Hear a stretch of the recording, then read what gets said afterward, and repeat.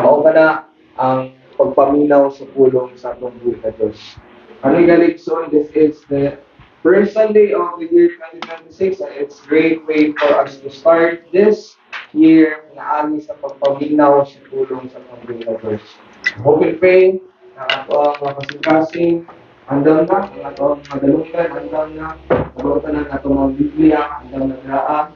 And without further ado, I would like to call on your pastor, Pastor James, to give to us the word of God. Let us give the word of God without the word of us, please. Amen. Thank you, Brother Fairlo. Thank you for that. Thank you, choir, for that wonderful song. A question nga ipangutana alang sa ato atanan. Do you really want revival? Gusto ba gyud ka sa revival? And this is a question nga angay ipangutana alang sa ato tanan mga kaigsuonan. Because maybe all this time you don't want revival. Dili di ka gusto sa revival mga kaigsuonan. I would like to bring this message alang sa ato karon mga kaigsuonan. Borrowing the title of that song. Message entitled, Do You Really Want Revival? In the book of Acts chapter 3, sa atong mga Bible palihog, akong gihangyon tanan sa pagtindog, barug alang sa paghatag o pagtagad sa pagbasa sa pulong sa Ginoo. We will be reading verses 1 to 19. If you are there, say Amen. Follow me with your eyes. Ang Acts chapter 3, verses 1 down to verse 19, ang pulong sa Ginoo nagaingon. Now Peter and John went up together in the temple at the hour of prayer, being the 9th hour, meaning alas 3 sa hapon, 9th hour, the hour of prayer. And a certain man lame from his mother's womb was carried, whom they laid daily at the gate of the temple, which is called Beautiful, to ask alms of them that entered into the temple. Who, seeing Peter and John about to go into the temple, asked an alms. And Peter, fastening his eyes upon him with John, said, Look on us. And he gave heed unto them, expecting to receive something of them. Then Peter said, Silver and gold have I none, but such as I give thee. In the name of Jesus Christ of Nazareth, rise up and walk. And he took him by the right hand, lifted him up, and immediately his feet and ankle bones received strength. And he, leaping up, stood and walked and entered with them into the temple, walking and leaping and praising God. And all the people saw him walking and praising God, and they knew that it was he which sat for alms at the beautiful gate of the temple. And they were filled with wonder and amazement at that which had happened unto him. And as the lame man which was healed held Peter and John, all the people ran together unto them in the porch that is called Solomon's, greatly wondering. And when Peter saw it, he answered unto the people, Ye men of Israel, why marvel ye at this? Or why look ye so earnestly on us, as though by our own power and holiness we had made this man to walk? The God of Abraham, and of Isaac, and of Jacob, the son of our fathers, that glorified his Son, the God of our fathers, hath glorified his Son, Jesus, whom he delivered up and denied him in the presence of Pilate, when he was determined to let him go. But he denied the Holy One and the just, and desired a murderer to be granted unto you, and killed the Prince of Life, whom God hath raised from the dead, whereof we are witnesses. And his name, through faith in his name, hath made this man strong, whom ye see, and know ye the faith which is by him hath given him this perfect soundness in the presence of you all. Meaning, verse 16, he have perfect soundness, perfect health.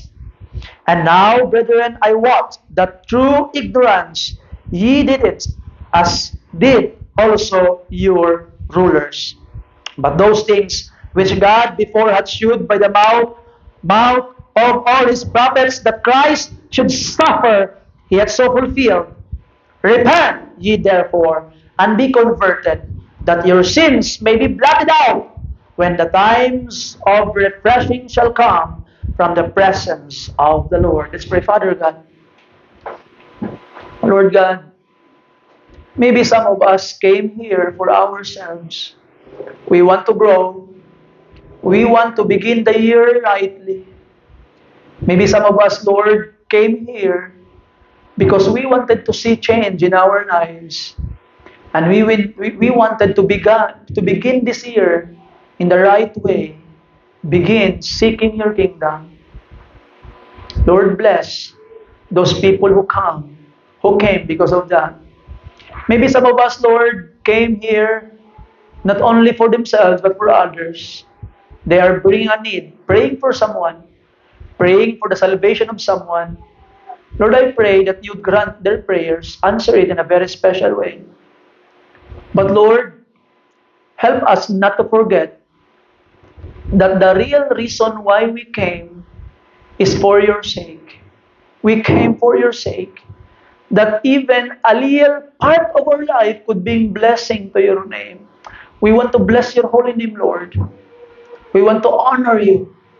And may our lives become a sweet smelling savor, a living sacrifice, wholly acceptable unto you. I pray, Lord, that the reason we came is for your glory, because of you, because we love you, because we want you to be honored with our lives. I pray, Lord, nga karon nga adlaw Ginoo, gamiton minimong tanan, lig-una mi Ginoong Dios. Panalangin mi. I pray for the mothers of this church. Bless the mothers of this church. Power them. Guide them, Lord. I pray for the fathers. Lord, add more men in this church, Lord. And ilig-una ang mga men sa simbahan, Ginoong Diyos. Make them men that could be used by you for your glory. Gamita sila, Ginoo. We look forward that there will be men singing for you, men serving you, men winning souls for you. I pray for the wives and husbands of this church. I pray that you would strengthen their relationship, Lord. I pray for the children, for the sons, daughters of this church. I pray that you would use them, Lord, empower their lives, that they will become a blessing to their family, and their young lives will be used for your glory. They will be seeking you, Lord, at the time of their youth, because evil days will come. I pray, Lord, that you would strengthen this church.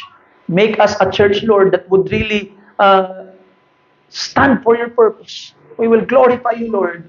We will be like Christ, and we will reach the world through the power of the Holy Spirit. Thank you sa imong kaayo, Ginoong Diyos. Thank you sa imong gugma and the way you will answer our prayers in Jesus' name. Amen. Amen. Palihog manglingkod kitang tanan. Do you really want revival? Gusto ba gid nimo ang revival? Mao na ang mensahe nga atong paghisgutan karon nga takna sa kabuntagon. If we are to be honest this morning, mga kaigsuonan, muingon gyud ta sa atong mga kaugalingon nga pastor, ako pastor, I need revival. Muangkon gyud ka, nagkinahanglan nimo ang revival sa imong kinabuhi. Yes, you need it, but do you really want it? Gusto ba gyud nimo nga maangko ng revival? Unsa na itong pasabot sa diha nga moingon taog revival? Naay revival sa kinabuhi sa tao. Naay revival sa kinabuhi sa mga katawhan sa simbahan. What do we mean when we say revival? Revival means in your life, you allowed God to take full control sa imong kinabuhi. Kung imo nang gibuhat, then there is revival sa imong kinabuhi. It means change of course.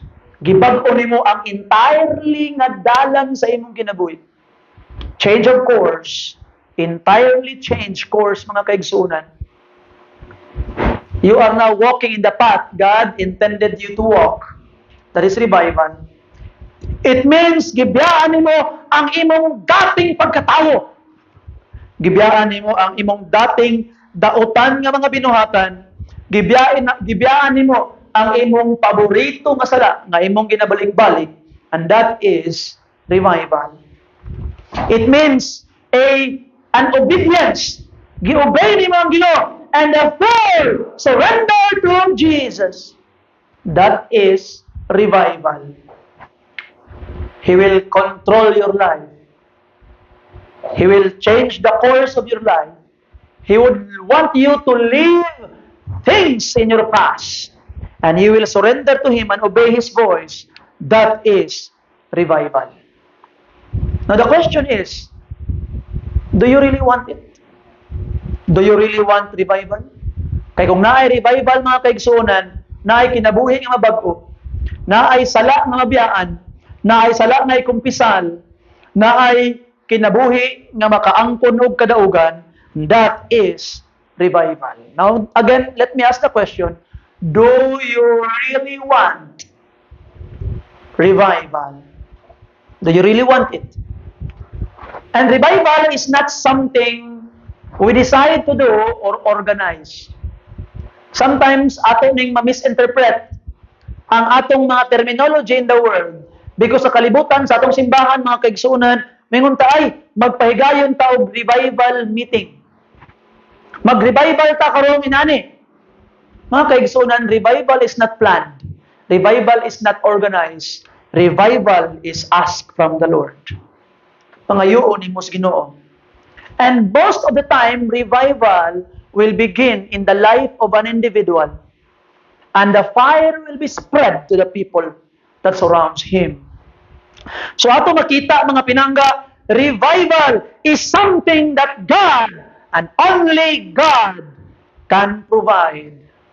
And if you truly want revival, ang pangutanan nako sa imuha, are you praying God to send revival sa imong kinabuhi?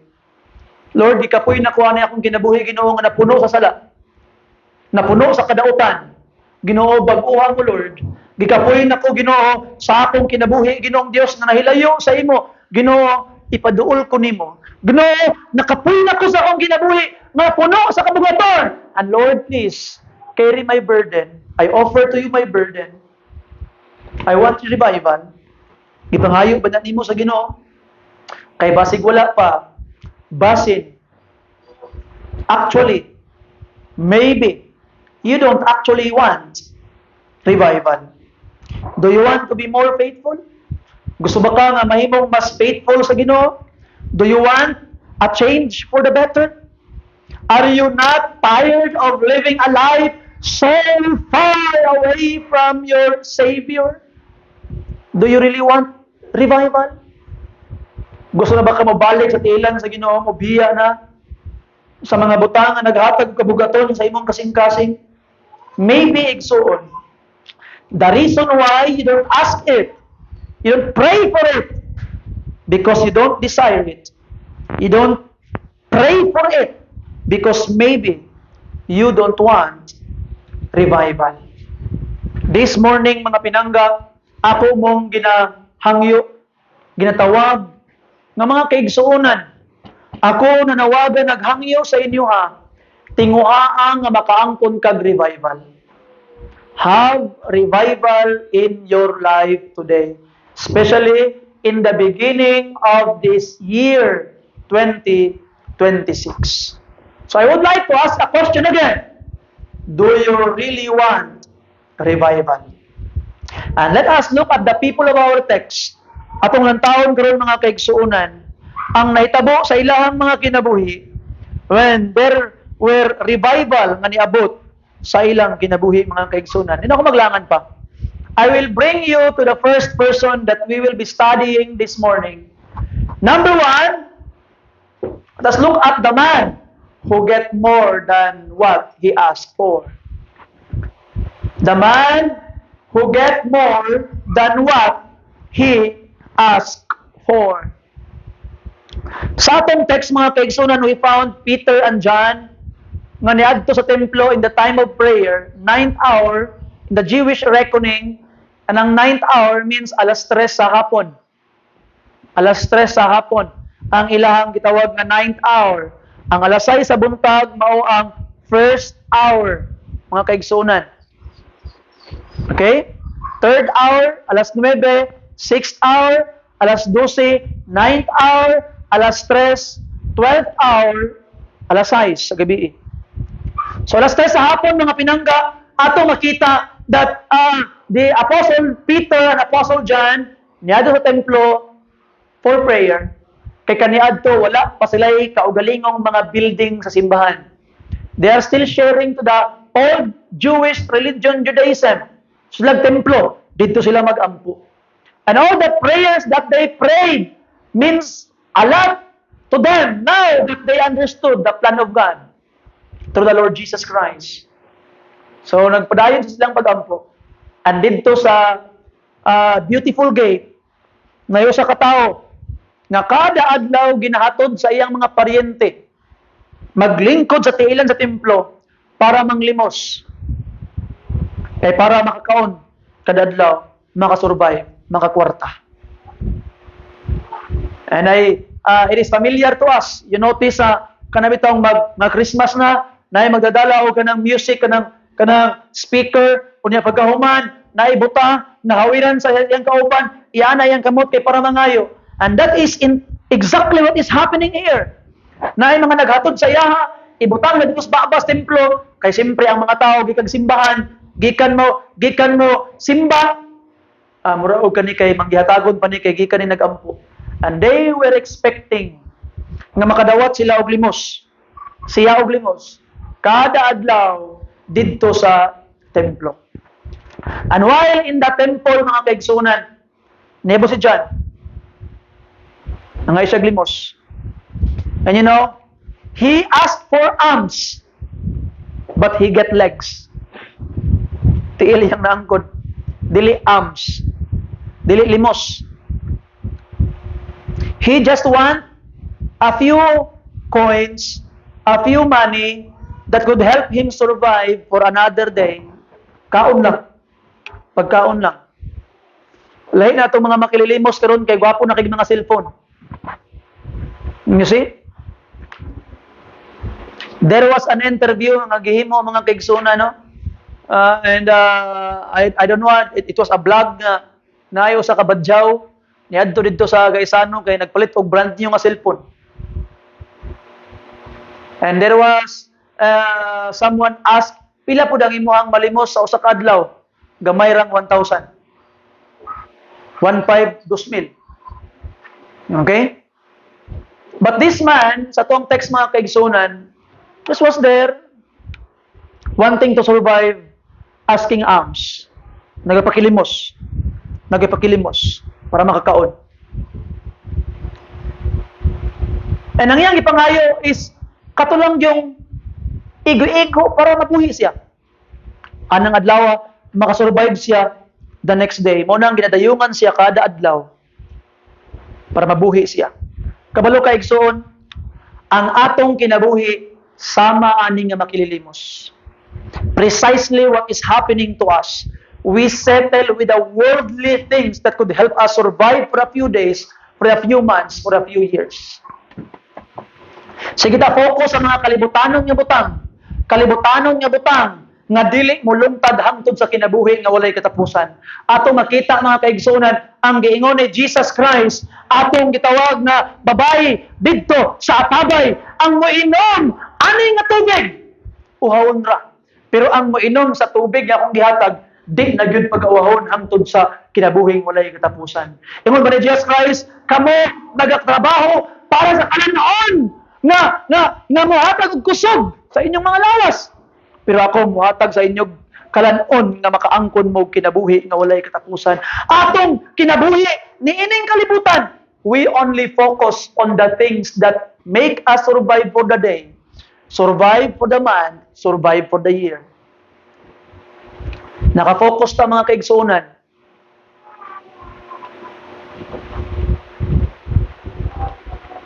Sa atong panginabuhi. And we forget that there is something more na gina-offer ang Ginoo sa imuha. God is offering you something more if you will only believe. Kani siya, murag kita, nga naglantaw lang perminti. Basta kay nalang ko'y makaon, makasurvive lang ko, forgetting to serve the Lord. Now listen carefully mga kaigsunan. This is a warning for all of us. Sometimes ang atong adlaw-adlaw nga mga pagkinabuhi or even ang atong panginabuhi maoy nahimong hinungdan nga atong mabiyaan ang atong pagpangalagad sa Ginoo. Listen carefully igsuon. Listen carefully.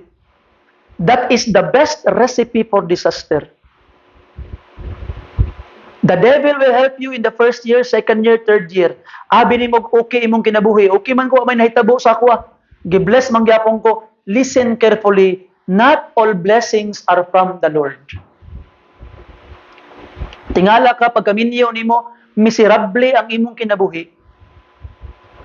Maayo ang imong pagsugod, nakatrabaho ka pero pagkaminyo nimo, miserable ang imong kinabuhi. Di ka kahatag sa imong pamilya, di ka kahatag sa imong anak. Nakaminyo pagkog kag gitawag nga tao nga ikaw himuog pansimbag. Nya nag-start kag negosyo tingala ka wa gyud panalangin sapnot paslukot akong kinabuhi nganuman kay gipili na nimo labaw sa Ginoo nga mo-bless sa imo. That's why ako yung hangyo sa inyo ha. Ang kidapawan mga kaigsunan is biyaanan nga lugar. We are going to another places to look for something na mabuhi ta. But listen carefully. Pag moabot ka sa lain lugar nga di ka makapadayon sa pagpangalagad sa Ginoo, ayaw adto dito. Only go to a place that you can continue serving the Lord. Please, as your pastor, nagapakiluoy ko ninyo. Kung muhila ko at tubangan ninyo, muhila ko sa tubangan ninyo, pagsimba mo padayon, asa man mo padulong, igsuon, please, maluoy mo. You see? It really breaks my heart and give me a lot of nights that I cried. I cried to God. Lord, please, bless these people. I really love their souls. Ayaw sila pasanti, Ginoo. And I don't want to see another 2026 year. I can see people malayo sa Ginoo. So mga pinangga ng mga kaigsunan, I ask you, I beseech you, from the pastor's heart, ayaw git mo biyas pagpangalagad sa Ginoo wherever you go. Wherever you go. If it breaks my heart, how much more the heart of Jesus. The heart of Jesus. So please, wherever you go, if you're listening to this, serve the Lord. Padayon sa pagalagad. I don't want your life to be in ruins.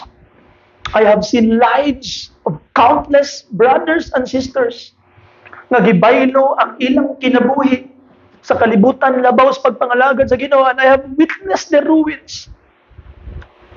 Nibalik sila sa pagpangalagad sa Ginoo at the end of their life, naguba ng kinabuhi. Galisod nagpagpangalagad sa Ginoo. Guba ng kinabuhi. Pastor, murag dili ko makasimba karon pastor. Ano man, masuko akong bana pastor. And they were good singers in that church when they began. They were used mightily by God. But now their lives are ruined. Why? Gibaylo nila ang ilang kinabuhi sa kalibutan. I don't want that to happen to you. Kung gusto mahitabo na sa inyo. By the grace of God, look for a church that your pastor really loves you. And by the grace of God, simba padayon. Padayon, igsunan. Padayon. And ato makita, mga pinangga ng mga kaigsunan, that this person received legs. He received more than what he asked for. Kaya mo sa Bible, Luke chapter 6 verse 38, kung mangayo lang kas Ginoo, ang ihatag niya, pressed down, shaken together, and running over. Tagaan kag sobra-sobra sa Ginoo. Igsoon, sultian di ka, kung dito ka wantos kalibutan para mangayo sa imong panginahanglanon, igsoon pinangga, you will settle sa ego-ego hangtod sa kahangturan. Mauna nga, ego-ego ra gyud ang imong kinabuhi hangtod sa kahangturan. Why? Because you are looking for blessing from the world. Ang ihatag sa kalibutan sa imo, kundi kulang ego-ego.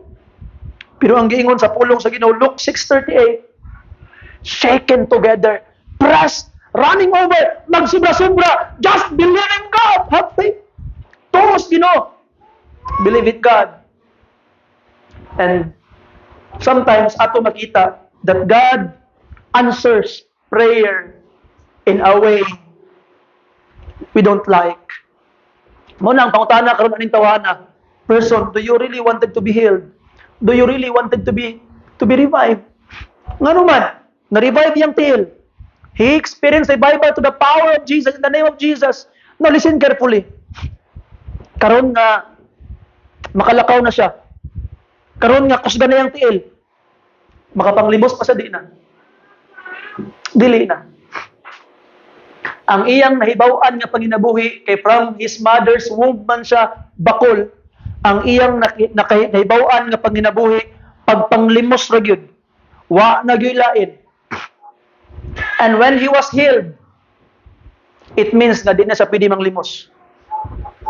So, nangayon siya kwartas Ginoo, gitagaan siya tiil. Sa tong tiil means for him to look for money. Makapanginabuhi na siya karon. Manginabuhi na siya karon nga siya na ang motrabaho karon. No ato makita mga pinangga nga mga kaigsunan that God gave him the means to look for what he is asking for. Sa diha nga mga ayo tawag panalangin sa Ginoo, usahay dili checking nga gikan sa langit ang ihulog sa Ginoo. Dili na ang Ginoo. Ang gihatag sa Ginoo sa iya kusog, perfect health.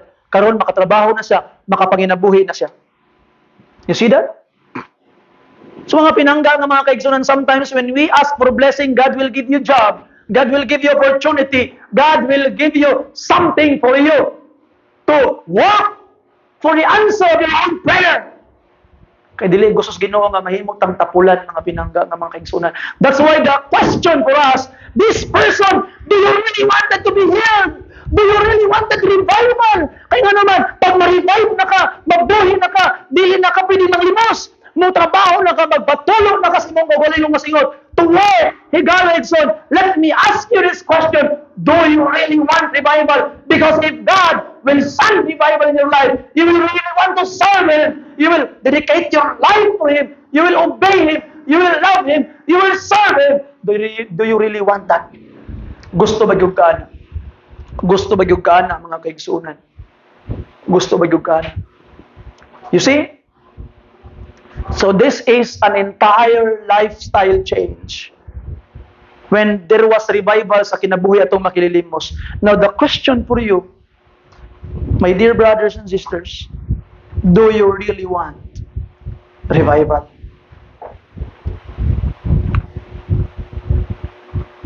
Or dili nimo gusto nga motrabaho para sa Ginoo? Gusto nimo nga magpakilimos ra gyapon hangtod sa kahangturan? You just wanted to follow the world. You don't want to follow Jesus. Do you really want revival or stay in the world? Sa lugar nga ego ra gyud ka perminti. Tama na gas ego perminti. Higala Edson, when God give, He will give you more than you ever imagine. Only believe. Tulang yun. Tulang yun mga kaigsunan. We have already experienced it in our lives. Wala gid mi gi-fail sa Ginoo for 7 years. Sa amo ang kinabuhi niya sa akong wife, ako yung ginaingnan akong wife, if we have need something nata gikinahanglan, dili to i-post sa Facebook, dili to isulti sa atong mga kaigsunan sa simbahan, dili to ingon sa atong church nga mao ni atong need, nagkulang ta ni, we will tell to God. And God have never failed even one day sa among mga kinabuhi. And I believe if you will only believe, God will never fail you. Di kay fail sa Ginoo, only believe. So that's number 1. Entire lifestyle change na hitabo. God will give you more than what you ever ask. Only believe. Naglusulukso siya. Katong tiil.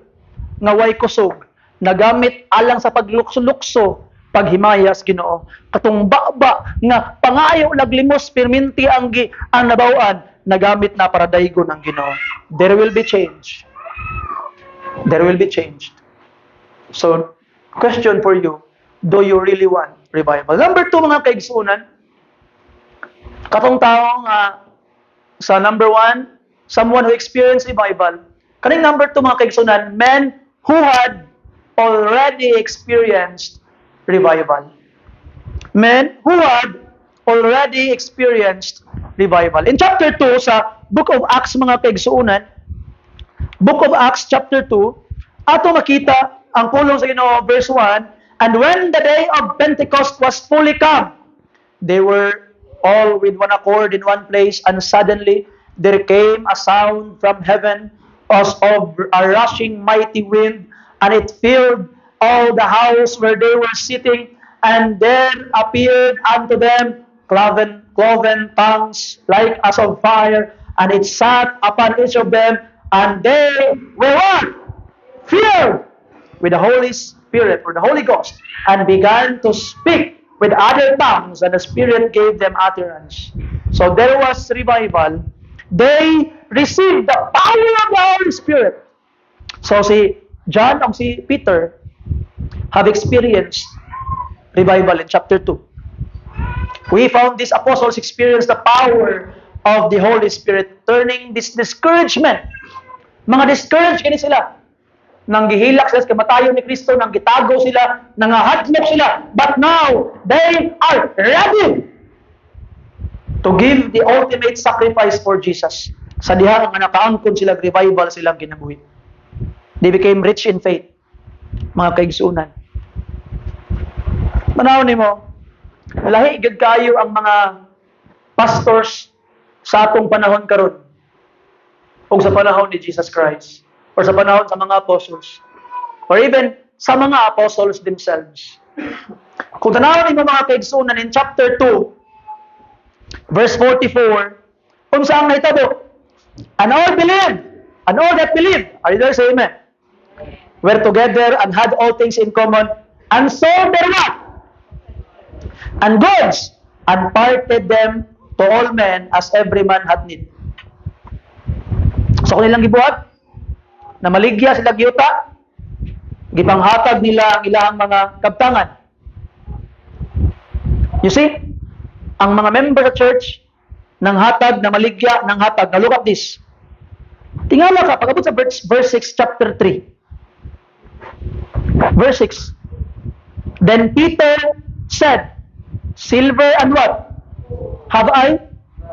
None. Kung bago lang naghatag og dagkong kwarta ang members sa church, and according to chapter 4, these are laid in the apostles' feet. Kung bago lang nakadawat og dagkong katidad ang mga apostles, bago lang nakadawat, pero nganong paglakaw nila, niingon si Peter, silver and gold have I none. Kabalo mo nganong? Kay wa gibulsa sa pastor ang kwarta nga gihalad sa mga katawhan.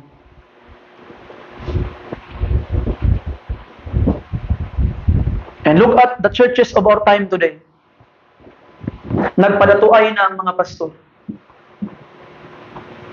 And they even claim na ang ilang faith, ang ilang first fruits, ang ilang tithes is entirely owned by the pastor. You see, that's very wrong, mga kaigsunan. That is the reason why. Diba? I will share it to you a story ni Thomas Aquinas. He is a theologian. Si Thomas Aquinas, nibisita kang Pope Innocent. Pagbisita niya kang Pope Innocent, si Pope Innocent, nagaihap og gold coins. Pagkakitaan niya nga nibisita si Thomas Aquinas, one of the greatest Christian theologian.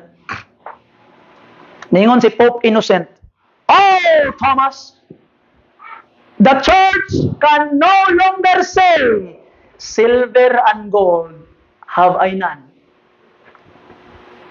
Nga si Thomas Aquinas, mga kaigsunan, nihilom kadyot Pagkatuod-tuod, nitubag siya. Yes, that's true. But neither the church can say, rise up and walk. The church lost its power. Because the church looks at this money. Kwarta.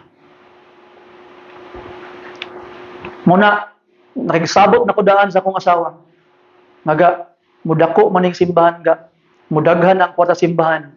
Atong ibutang gyud nga, atong ibutang rule sa atong kinabuhi, sa atong pamilya, nga ang atong allowance kanang igo-igo ra sa ato. Tita mga yug sobra. Kanang igo-igo ra sa ato. Og naamang og moasinso manggaling ta, gracias Ginoo. Dito ta mamawi itong anak ug makahuman sila eskwela, magtarong sila silang kinabuhi. But mudako man itong simbahan, itugot sa Ginoo. Di ta magkinabuhi nga marangya. Because by the grace of God, we will not use the power and the opportunity being the leader of the church para lang ani. So atong makita mga pinangga nga mga kaigsuonan nga that is the problem of our time today. You see? These people, si Peter o si John, wala nang alagad sa Ginoo for money, but they experience power. Wala na igahom ang mga simbahan karon. Ngano man kay nag-focus na ng kwarta. I hope by the grace of God, mga kaigsuonan, while money is important for the church, mituyok pa tong electric pan, nisiga pa na itong suga, nidagan tong sakyanan, nakakaon pa inyong pastor because there is money. But by the grace of God, let us not focus on that. Let us use that money entirely for the mission. Let us use that money entirely for salvation of souls, that all the world may know Jesus. That is our focus, mga kaigsoon. Karong tuiga, I am hopeful. I am hopeful that the people will give more for this. That you will serve more for this, that all may know Jesus. All may know Jesus. We need to inform the world about Jesus, mga kaigsuonan. Na ato makita, if sige lang tao, focus, ani, hala, kwarta, igsuon, we will lose its power. We will lose our power. And ang pinakanindot sa gibuhat nila, tanawa mga kaigsunan ng giingon, nining mga katawhana, going back in our text, verse 12, and Peter saw it, he answered unto the people, ye men of Israel, why marvel ye at this? Or why look ye so earnestly on us, as though by our own power, or what? Holiness or piety, we had made this man to walk. The God of Abraham, and of Isaac, and of Jacob, the God of our fathers, glorified His Son, what? Jesus. So atong nakita mga pinanggaw mga kaigsunan, these people point to Jesus. Point to Jesus. Remember this. Naamoy mawin nga kalag, naamoy madala, simbahan, don't point it to pastor, I don't have power. Don't point it to the Baptist church. The Baptist church has no power. Point them to Jesus. Jesus. Sanay gahom. Kung sa ka, ang una-una ni Pedro karon, no? Tanawang tubag ni Pedro. Anong tanaman mo sa amo? Nga murag pinaagi sa among gahom o pinaagi sa among kamaayo, among pagabutan, among pagabalaan. Nganong naayo ni? Tanaw mo ang Jesus. Ano si Pedro? Yung tanawa karon ang mga tao.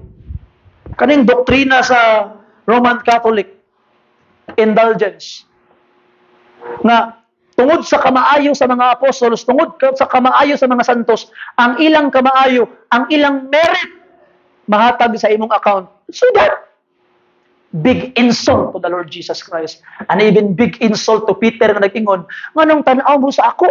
Sa amo, nga murag kami, ang nakaayo aning tawhana, nga among gahom ug among pagkambalaan ang nakaayo dili, tanaw mo kang Jesus.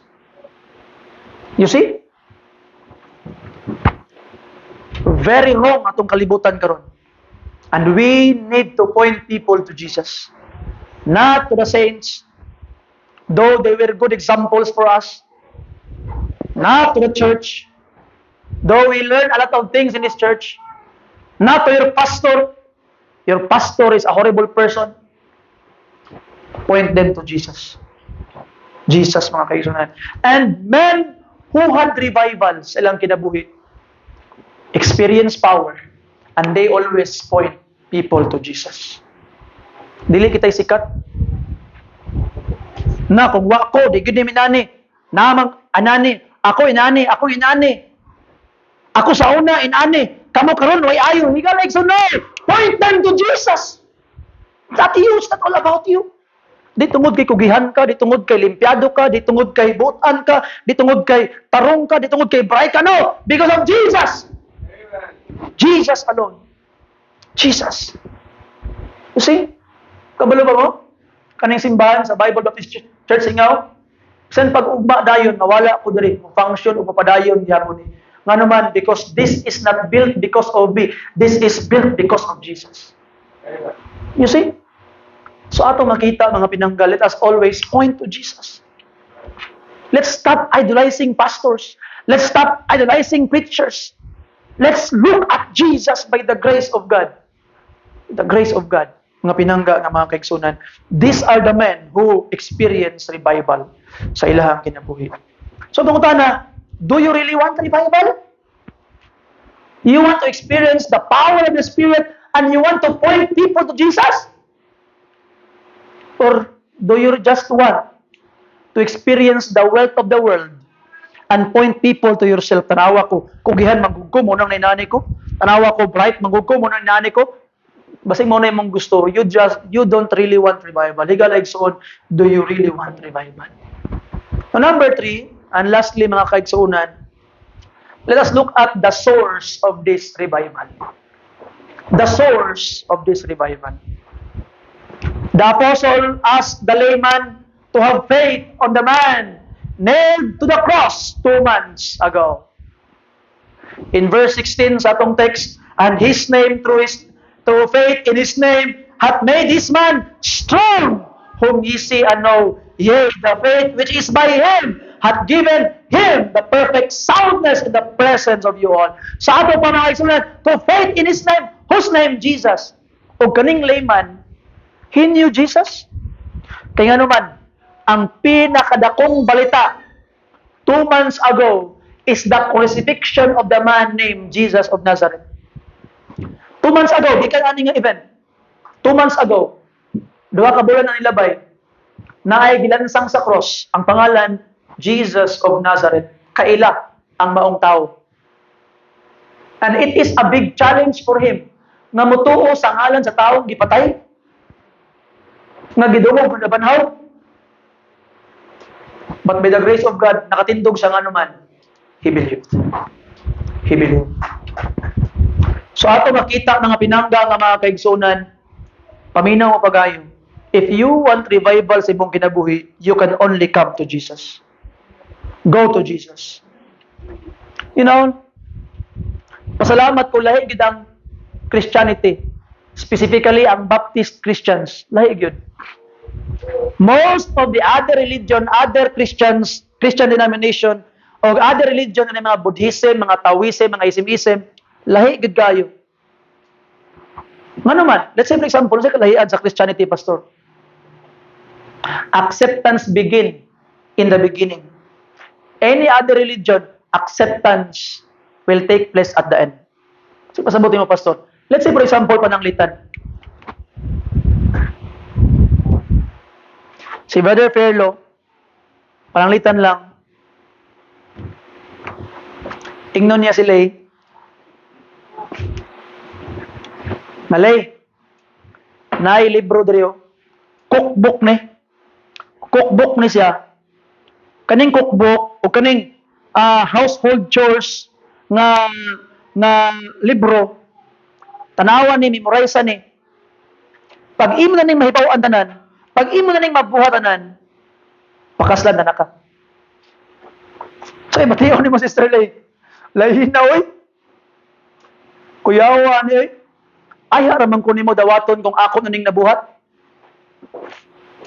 Di ba, insulto kayo?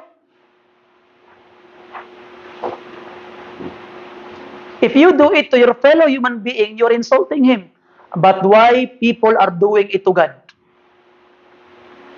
No? Sa may ginayon sa mga tao. Kung ako ning mabuhat, kung ako ning matuman, kung ako ning mahuman, luwason ko sa Ginoo. Insult to God. Do you mean God can only love you because you have done something? But what is the right thing?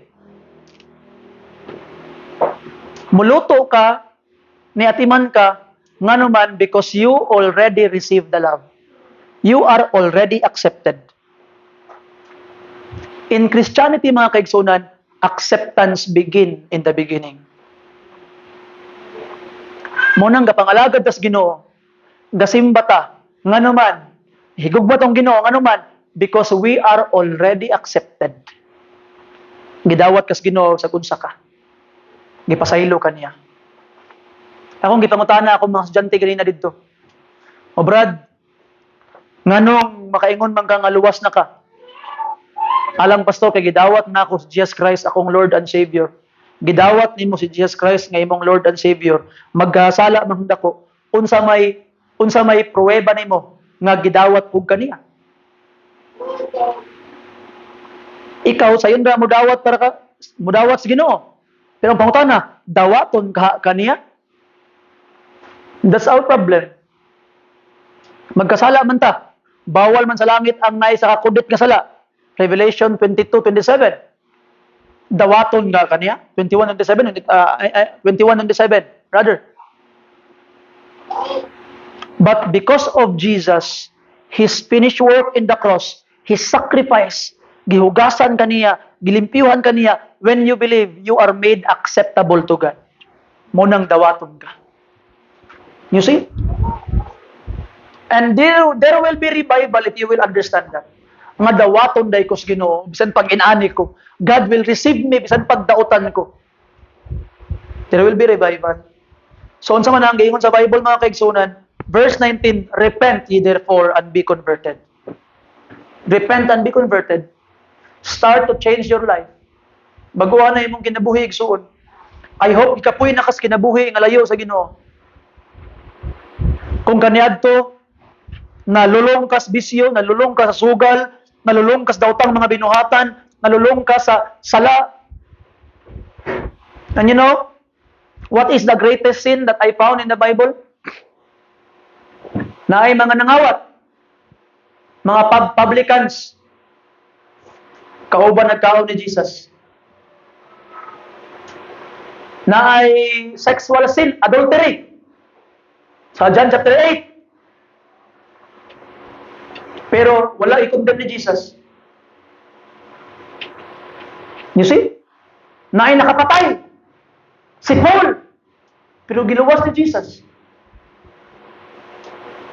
Pero katong mga Pharisees o mga scribes, mga hipokrito, mga hypocrite, nagpakaaron ingnon maayo pero dautan di ay, they were condemned by Jesus.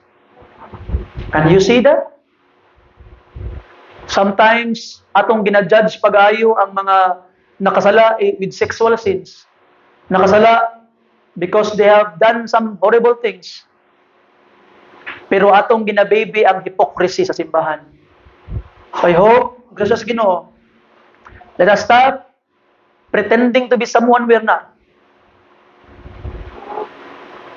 And be real. And come to Jesus. I need to be converted. I repent. I want revival, Lord. Pasaylo ako sa akong gitawag nga mga sala. And the Bible says that your sins may be what? Blotted out. Gi-blot out ba? Gigisi, gitanggal, gi-blot out. Panalitan, kaning gitawag nga ako, unsa man nani lugar? Mao ni ang sala ni Kuan. Sala atong mga sala ni Ferlo, sala ni James, sala ni so-and-so, sala ni Myla, sala ni Violeta, sala ni Joy, sala ni Jennifer, sala ni Crisanto, sala ni Nane, sala ninyo, sala anong tanan. Anong Ginoo? Okay? Jesus paid for it. Naluwas na ni. Nidawat na. Nagrepenta ang Ginoo. Sige. Gikumot sa Ginoo. Ako ganing limtan. Gigisi sa Ginoo. You see? So you are no longer, you don't need to be reminded with that sins. Hindi na nimong limtan. Nga naman, gi-block out sa Ginoo. The Bible says, repent therefore and be converted that your sins may be what? Blotted out. And what will happen? When the times of refreshing shall come from the presence of the Lord, there will be refreshing. Ma-revive ka. Mura kag tao nga udtong tutok giuhaw kaayo na kuyapan. Pero na-refresh, gipainom og tubig, na-refresh, nakabangon. Na-refresh, na-revive. You are that man. Only repent and believe in the Lord Jesus Christ. So balik sa Ginoo igsuon karon. Kupot sa iya, bag-o niya ang iyang imong kinabuhi. Now the question is, do you really want revival? Or gusto nimo mas ipalo imong kaugalingon? Mas gusto nimo makilimos lang sa ego-ego nga ihatag sa kalibutan, di ka ganahan sa sobra-sobra nga gikan sa Ginoo? Or gusto nimo nga ikaw ang mahimong sikat, nakasentro sa imo, dili kang Jesus? Or gusto nimo nga mo-follow sa imong kaugalingong will, dili ka mo-follow sa will ni Jesus? Do you really want revival? I hope today, tonight, this morning na kaigsunan, mutindog ka. Ug moingon ka sa Ginoo, Lord God, I want revival. I want revival. Palihog mo nindog ang tanan.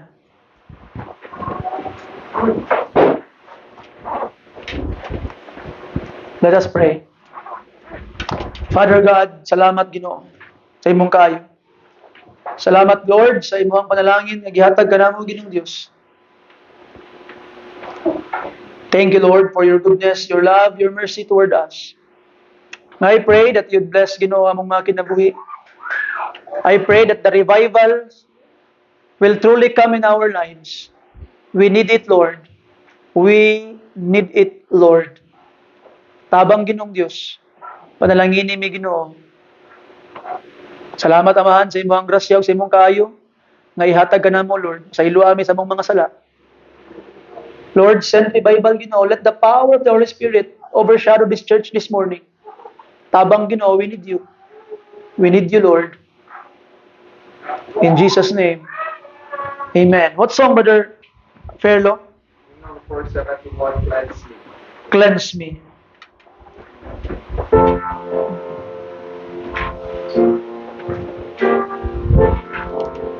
Cleanse me. Cleanse me.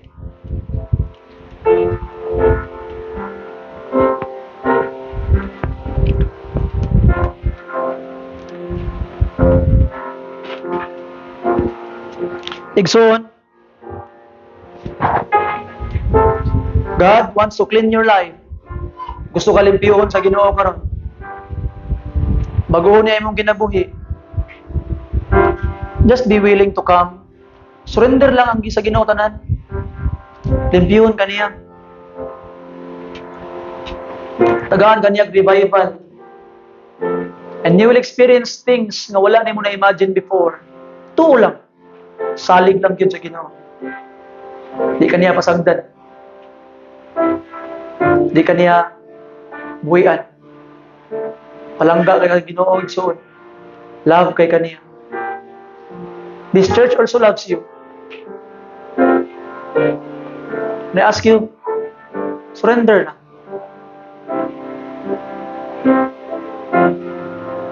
And ingna ang Ginoo, Lord, I want revival. Di ka po'y nakusigdagan palayo sa imo, Ginoo. I want you, Lord. Come to my life. Change my life. Revive me. As we sing verse 1, ang altar abri para sa imo, ha. Again, witarte ka nga moduol, di sa tubangan, you come. Verse 1, Brother Perlo, please. Verse 4.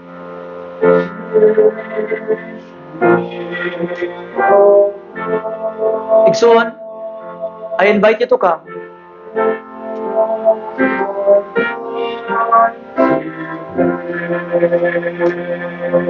God will give you the revival that you need.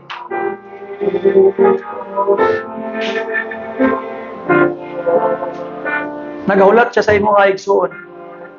Surrender na. Di kanya pasagdan. Tabangan kaniya.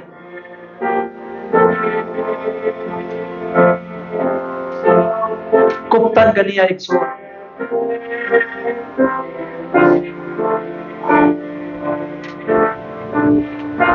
Wala na ilain nga pinakanahigugma nimo. Si Jesus lang. Ay siya biyai. Hold on to Him forever. As we sing verse 2, para ni sa imo. Maybe there are burdens in your heart that you wanted to be lifted up. Bugat na kayo.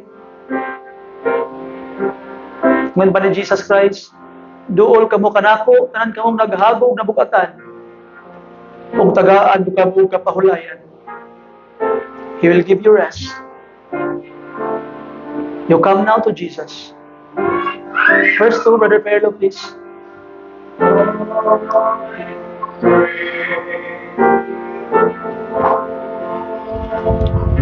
Come to Jesus.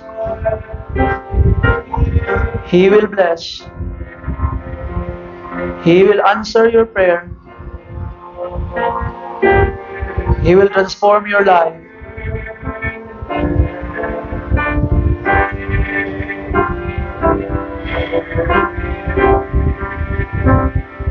Basin partial pa ang imong surrender.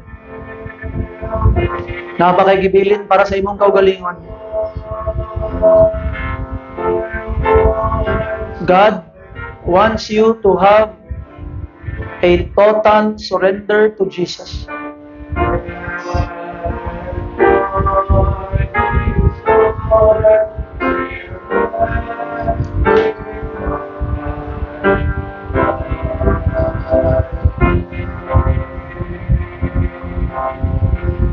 As we sing the last verse, pour out everything to Jesus. He will give you revival. Pangayo sa iyang revival. Dili na nimo plano, dili na nimo buhaton, siya may mohatag sa imo na sa imo karon. He will send it to the power of the name of Jesus. Give us revival, Lord.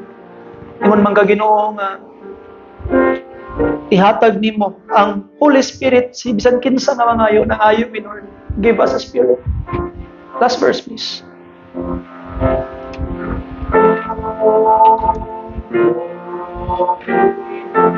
Lord, we surrender.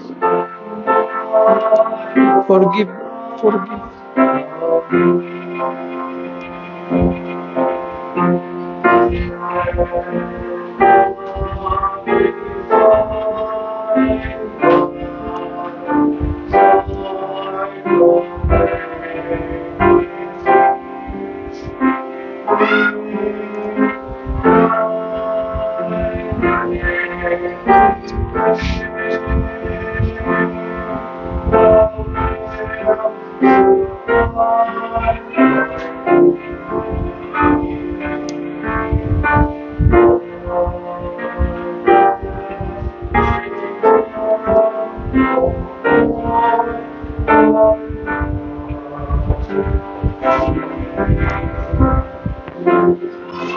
Father God, we thank you, Lord, for your goodness. We thank you, Lord, for the love that you have provided to us. Thank you, Lord, for the decisions of your people. Thank you, Lord, for the power of the Holy Spirit. Lord, help us to glorify your name. Father, Lord Jesus, we want to be like you. And help us that through the power of the Holy Spirit, we can reach the whole world. Use this church, Lord, para ipadayon ang mission. Ipadayon ginong Diyos nga among madala ang imong pulong ngadto sa daghan pang mga katawhan Ginoo nga paingunay pag-impierno, Lord. Break our hearts. Help our hearts to be broken for those people who are going to hell. Help us, Lord, to cry for the souls na maimpierno. Help us, Lord, to cry for the souls of our loved ones nga maimpierno ginong Diyos of di may mulihok, Lord. Lord God, please break our hearts for those souls who are going to hell. We need you, Lord. Revive this church. Revive us, Lord. In Jesus' name, amen and amen. Thank you and God bless you.